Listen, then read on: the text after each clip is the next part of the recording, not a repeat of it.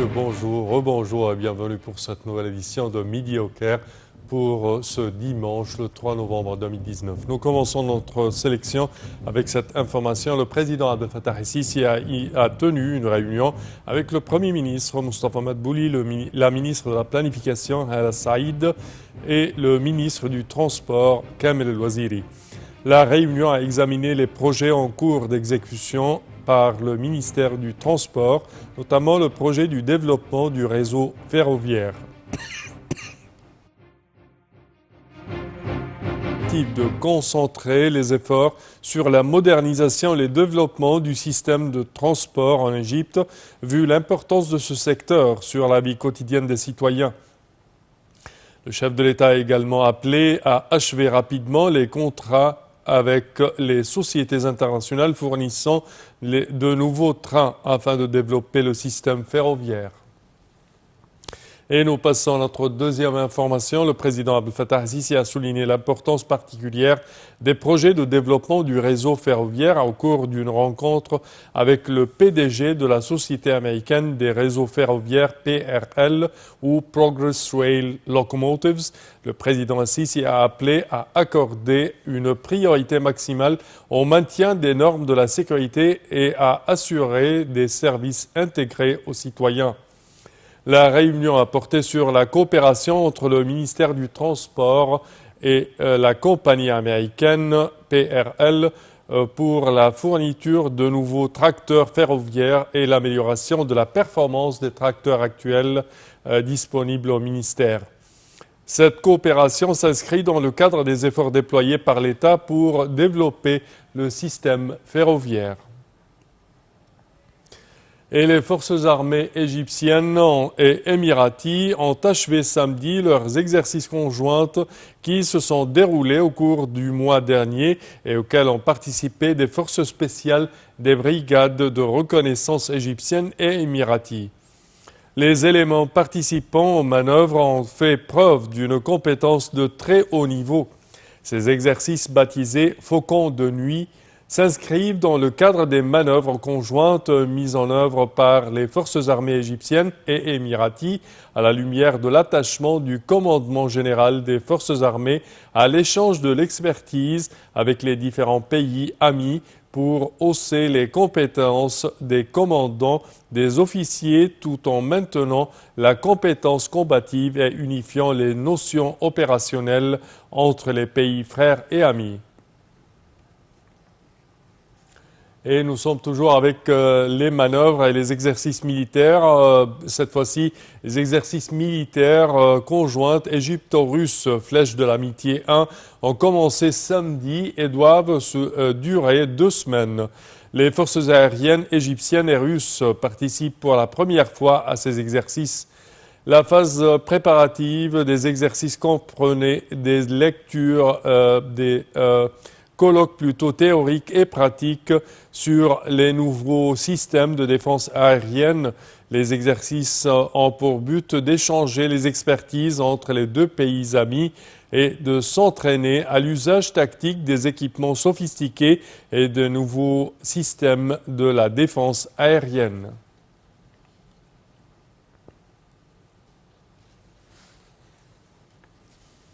Et le ministère des Antiquités a annoncé la vente de 285 000 tickets avant l'ouverture l'ouverture officielle de l'exposition de Toutankhamon, trésor du pharaon doré, pour la 3e phase dans la capitale britannique, Londres, selon les 7 sociétés organisatrices. Ceci intervenait après avoir établi un nouveau record pour l'exposition culturelle la plus visitée en France, avec plus de 1,4 million de visiteurs. 400 journalistes ont assisté à cet événement grandiose. De nombreux ponts, places principales, rues, gares routières et ferroviaires, ainsi que des bâtiments et des magasins ont été décorés d'affiches montrant le visage du roi doré et quelques-uns de ces artefacts. Et pour plus de détails sur ce sujet, voici un compte-rendu signé Maroua Arafai à Echel. Premières heures de l'inauguration de l'exposition Toutankhamon, trésor du pharaon au public, dans sa troisième étape à Londres, selon le ministère égyptien des Antiquités, citant les statistiques des organisateurs de cet événement, dont la deuxième étape à Paris avait attiré plus de 1,4 million de visiteurs. L'ambassadeur d'Égypte à Londres, Tarek Adel, l'archéologue de renommée mondiale Zahi Hawass, ainsi que 1000 personnalités publiques, dont des célébrités, des politiques, des intellectuels, des égyptologues et des ambassadeurs accrédités à Londres étaient présents à l'inauguration officielle de cette exposition, selon un communiqué du ministère des Antiquités. Près de 150 objets, bijoux en or, gravures, sculptures, objets rituels de la tombe du jeune pharaon sont exposés au public, dont une soixantaine sortent pour la première fois d'Égypte. M. Khaled El Ameni a évoqué la passion des Britanniques pour le jeune roi et ses trésors depuis la découverte de sa tombe par l'archéologue britannique Howard Carter en 1992. Il s'agit de la troisième fois que Londres abrite les trésors de Toutankhamon, puisque la première exposition avait été organisée en 1972 et attiré plus de 1,7 million de visiteurs, alors que la deuxième exposition avait lieu en 2007, a rappelé le ministre. D'autre part, la capitale française Paris était la deuxième étape du voyage de l'exposition après Los Angeles. L'ambassadeur d'Égypte à Paris et son délégué permanent auprès de l'UNESCO, Ehab Badawi, avaient révélé que l'exposition Toutankhamon, le trésor du pharaon, qui a été installée à la Grande Halle de la Villette à Paris, est considérée comme l'événement le plus important de l'année culturelle égypto-française 2019, avait dépassé le cap des 1,3 million de visiteurs, battant tous les records pour la deuxième fois de l'histoire de l'organisation des activités culturelles en France. L'exposition de Toutankhamon et son temps, organisée en 1967, avait attiré plus de 1,2 million de visiteurs au Petit Palais, réalisant un record qui n'avait jamais été détrôné, selon le diplomate égyptien. L'exposition Toutankhamon, le trésor du pharaon, s'était tenue du 23 mars au 22 septembre 2019 à Paris et comprenait 150 objets du jeune pharaon. Et concernant les monuments pharaoniques, voici un autre événement grandiose, je dirais, chers téléspectateurs. Le temple de Hatshepsut, situé sous les falaises de Der el-Bahari, sur la rive ouest du Nil, près de la vallée des Rois, a hébergé le spectacle de clôture de l'opéra Aïda en présence de nombre de stars mondiales, de dirigeants européens et arabes, de princes et d'ambassadeurs de par le monde entier. Voici un compte-rendu signé Marwa Arafat et Aïchel. Le temple de Hatshepsut, situé sous les falaises de Der el-Bahari, sur la rive ouest du Nil, près de la vallée des Rois, a hébergé le spectacle de clôture de l'opéra Aïda, en présence de plusieurs stars mondiales, de dirigeants européens et arabes, des princes et des ambassadeurs de par le monde. Le gouverneur de Luxor, Mustafa Al-Ham, s'est dit ravi de la reprise des spectacles de l'opéra Aïda, la considérant comme un pas vers le redressement du mouvement du tourisme à Luxor et affirmant la coordination avec les organes concernés pour sécuriser le parcours des hôtes du centre de la ville de Luxor jusqu'au temple d'Hatshepsut. Pour sa part, le président de la Chambre des entreprises de tourisme et de voyage à Luxor, Tharwat Agami, a déclaré que le spectacle de l'opéra Aïda constituait une étape pionnière vers la réalisation du tourisme durable, faisant état d'une vision adoptée pour que le spectacle d'Aïda soit un événement annuel sur l'agenda du tourisme mondial et une plateforme pour les arts et la culture. Aïda est une troisième histoire éternelle qui se déroule dans l'Égypte ancienne et décrit l'amour et la trahison sur fond de guerre. La princesse éthiopienne Aïda a été retenue captive en Égypte. Elle est tombée amoureuse du commandant militaire égyptien, le général Radames, capitaine de la garde, qui a été choisi pour mener une guerre contre l'Éthiopie. Aïda est partagée entre son amour pour Radames et pour son pays. La performance est dirigée par Oksana Liniv, l'une des plus grandes chefs d'orchestre du monde et la première à porter le nom de directrice de l'Opéra de Graz en Autriche. En outre, elle a dirigé de nombreuses représentations en Europe, notamment au Bavarian State Opera et au Grand Theater del Liceu de Barcelone. Le metteur en scène est Michael Sturm, connu pour ses mises en scène contemporaines uniques d'opéra et de pièces de théâtre classiques et contemporains. Les rôles principaux sont interprétés par la soprano Sai Kyung Rim dans le rôle d'Aïda. Elle a étudié le chant au Conservatoire Giuseppe Verdi de Milan et à l'Académie Teatro alla Scala avec Leila Greiser. Radames est joué par Michael Spadaccini, un ténor belge, lauréat du prix Nikolai Gourov en 2006, premier prix du concours d'opéra organisé au théâtre de Spa en 2007.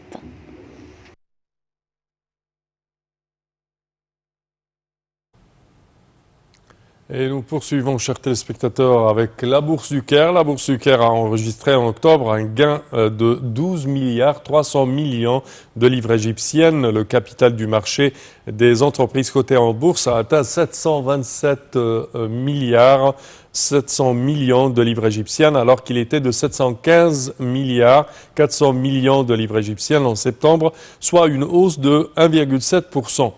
Le rapport mensuel de la Bourse du Caire a indiqué la hausse collective des indices de la bourse lors des séances du mois d'octobre.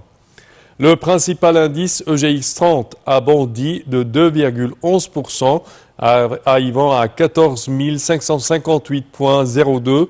L'indice EGX 70 pour les petites et moyennes entreprises a haussé, lui, de 3,63%, arrivant à 539,27, alors que l'indice le plus élargi EGX 100 a bondi, lui, de 3,14% pour atteindre 1436,86.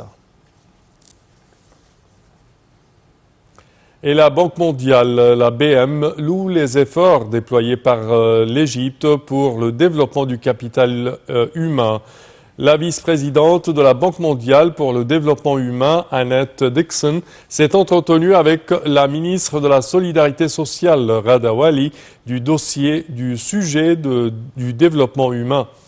La ministre égyptienne a passé en revue lors de cette rencontre les entreprises pour la mise en œuvre des programmes de la protection sociale et de la création de nouveaux emplois.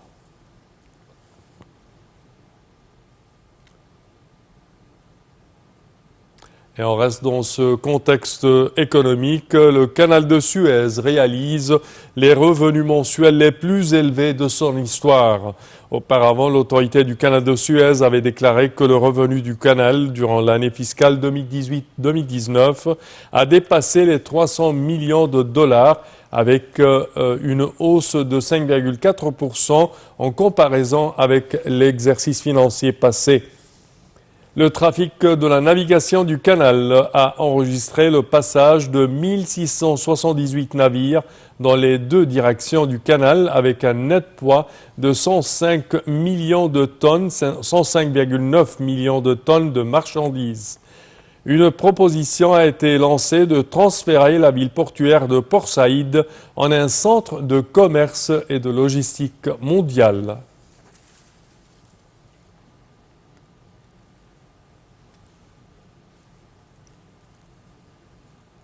Et nous commençons notre volet sportif avec cette information très bonne nouvelle concernant le squash. Les Pharaons continuent à briller en face des célèbres pyramides de Giza. La numéro 4 du classement mondial, Nour Sherbini, a remporté le championnat du monde féminin du squash en s'imposant face à sa compatriote, la numéro 1 mondiale, Ranim El-Wileili. Lors de cette rencontre 100% égyptienne qui a duré 41 minutes, El Sherbini a battu El-Wileili sur le score de 3-7 à 1, à savoir 11-4, 9-11, 11-5 et 11-6. Il s'agit du deuxième titre consécutif et le quatrième titre mondial de la championne Nour Sherbini. Parallèlement, le numéro 4 mondial des messieurs, Karim Abdelgawad, a décroché le titre de l'Open d'Égypte du squash en s'imposant face à un autre pharaon, le numéro 1 du classement mondial, Ali Farag, sur le score de 3-7 à 0, à savoir 11-6, 11-8 et 11-8.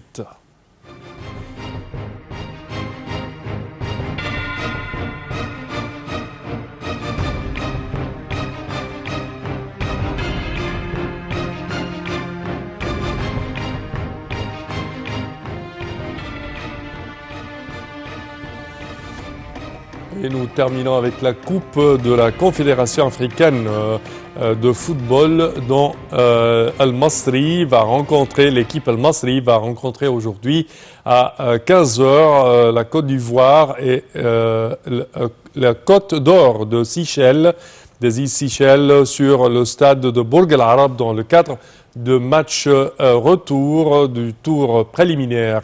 El Masri de Port Saïd avait battu Côte d'Or 4-1 au cours du match aller.